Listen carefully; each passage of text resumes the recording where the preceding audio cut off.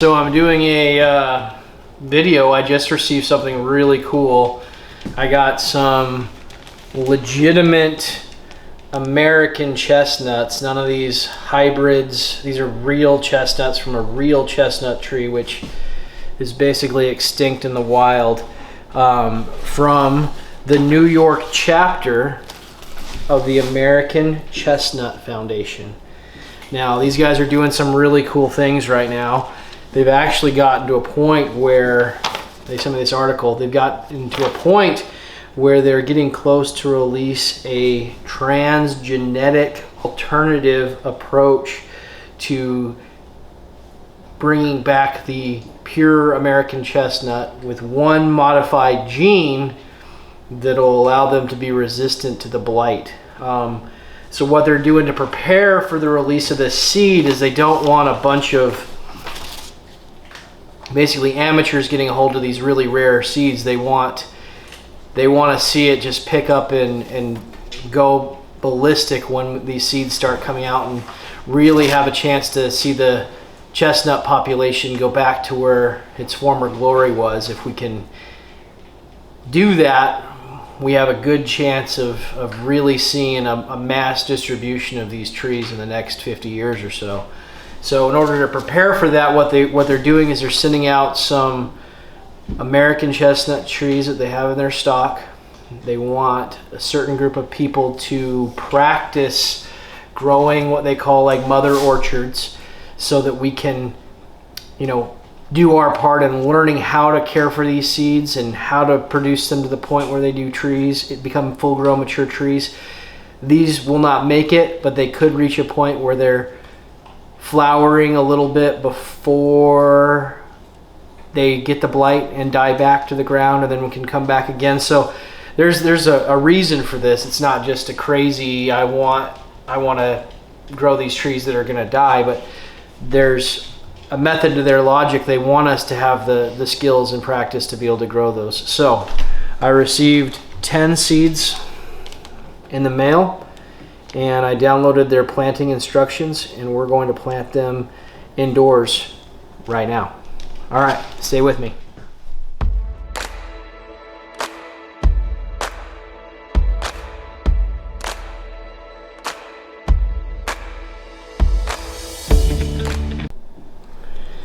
All right, so what I've got here is some planting containers that are about 18 inches long, and they're fairly wide, and they say that it's good to have something at least 12 inches deep to plant these in. This is something that I used for my fig tree cuttings, and so these are leftover ones I had from figs trees that either didn't make it or just ones that I never even used. So it says to go about, so I'll start on this one right here. It says to go between 1 inch and 1.5 inches down. So that's about there. And it says to actually plant it sideways, and if the roots are going in a direction, have that portion be the portion that goes down. So I'm going to actually kind of just make a little hole in there. If you guys can see, I poked a little hole down, and the root ladder will go in there. And now I'm going to carefully fill it up. All right, so I'm going to do that to all of them. It'll go into fast forward unless I have something interesting to say during the rest of this little video here.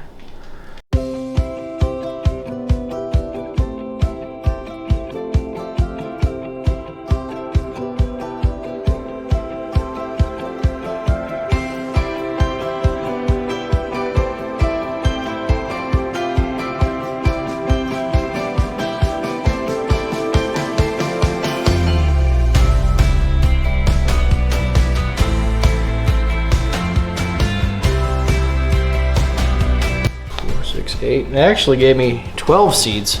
So that's what I'm going to do for right now. I've got 4 more seeds that I'm going to do similar to this, but I'm going to put these on a heat mat, make sure that they stay moist, and see what happens and update you guys. All right.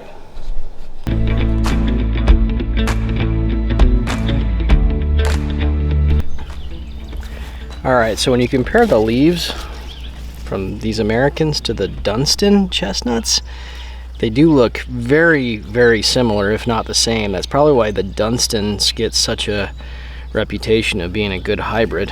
However, I've been told the nut taste is inferior, so that's maybe the main differences that we see here. All right, guys, I'm back, and I have a seedling American chestnut tree, and as you guys saw, they don't look a whole lot different than their hybrid counterparts, the Dunstan, but there is a significant difference.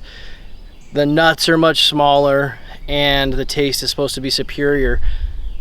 But the major difference is this is not resistant to blight. So this one will probably never reach its full potential.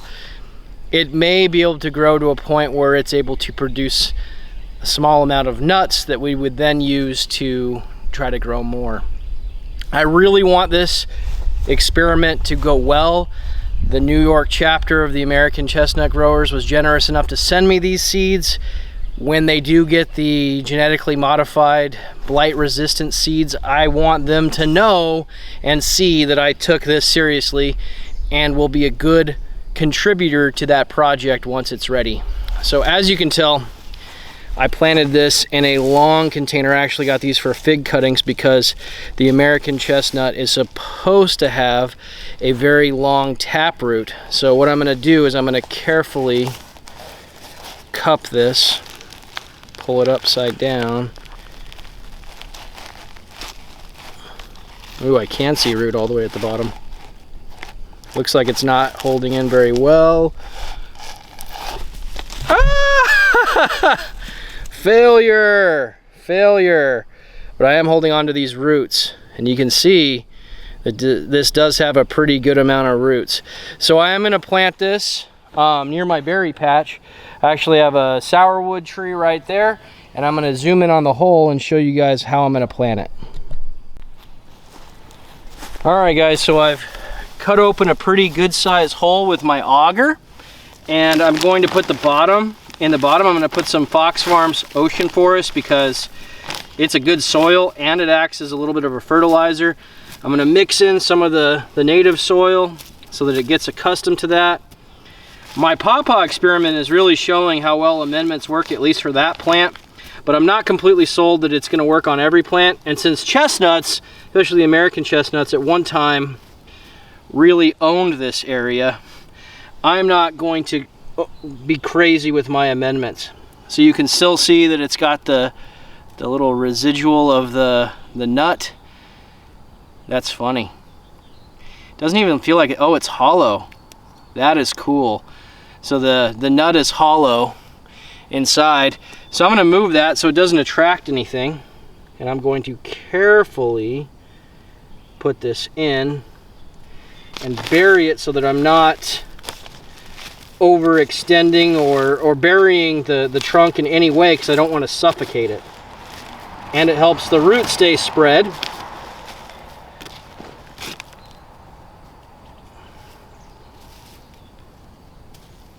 Add some more of the native soil around it, pack it in, and then I'm going to add a dressing around it of the Fox Farms Ocean Forest to give it a little extra nutrition, and I'm going to carefully peel it away.